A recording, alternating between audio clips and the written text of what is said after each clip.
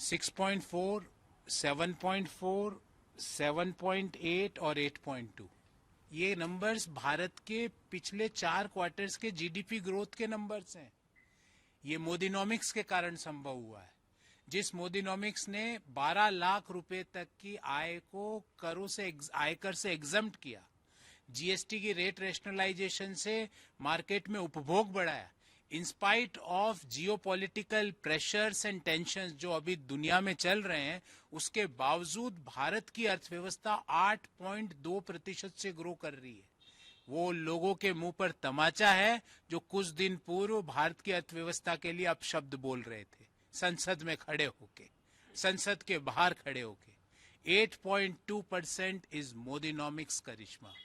लोगों को ताकत देना, मुद्रा अकाउंट से लेकर make in India, PLI scheme से लेकर startup India, stand up India से लेकर जो इंक्लूसिव इंडिया के तहत लोगों के खाते खुलाए गए, आज उसका नतीजा ये हुआ कि भारत जैसे विशाल देश की जीडीपी 8.2% से ग्रो कर रही है और अगले 1 साल के अंदर हम दुनिया की तीसरी बड़ी अर्थव्यवस्था बन रहे हैं। All credit goes to Modinomics. GST और जीएसटी 2.0 का कितना बड़ा योगदान है सर? क्योंकि हमने देखा जो रेट रैशनलाइजेशन था उससे जो नॉर्मल कंज्यूमर्स थे उनका कहीं ना कहीं डिस्पोजेबल इनकम भी बढ़ता हुआ दिखाई दिया और कहीं ना कहीं फेस्टिव सीजन में वो आया तो कंज्यूमर्स उस तरफ ड्रिवन भी हुए। देखिए ये जो Q2 है ये जुलाई से लेकर सितंबर तक का है।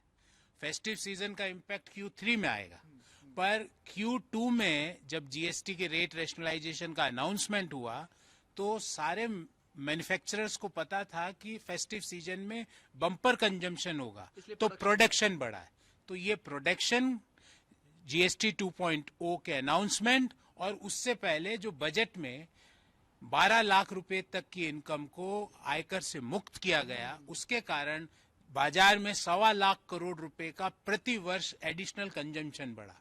तो उसका नतीजा ये हुआ कि भारत की अर्थव्यवस्था में 8.2% की ग्रोथ Q2 FY26 में देखी जा रही है। जिस तरीके से कर्नाटक में हम सियासी नाटक चल रहा है, क्या हो रहा है मालूम नहीं है। आपने भी बताया कि एक विश्वसनीय सूत्र से आपकी बात हो रही थी, लेकिन क्या हो रहा है मालूम नहीं चल रहा है।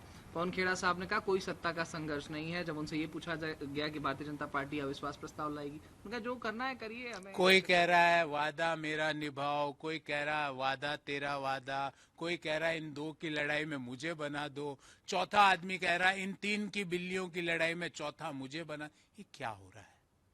ये म्यूजिकल चेयर चल रही है। ये ऐसी म्यूजिकल चेयर चल रही है जिसका खामियाजा कर्नाटक के लोगों को भुगतना पड़ रहा है। कर्नाटक में अभी नो गवर्नेंस है, पता ही नहीं मुख्यमंत्री कौन है, पता ही नहीं सरकार कौन चला रहा है। इतने ग्रुप बन गए हैं और रोज नया एक मुख्यमंत्री का दावेदार आ जाता है। कर्नाटक सरकार वेंटिलेटर पर है, अपनी अंतिम सांसों गिन रही है। जैसे कि मैं सो रहा हूँ तो पिताजी को जगाना है मुझे, तो वो डायरेक्ट उठाने के बजाय, और हिंसा की परंपरा मेरे यहाँ नहीं थी सौभाग्य से, तो वो क्या करते थे कि उस कमरे में आ जाएंगे या बाहर से गुजरेंगे और चौपाई बोलेंगे, प्रात काल उठ के रघुनाथा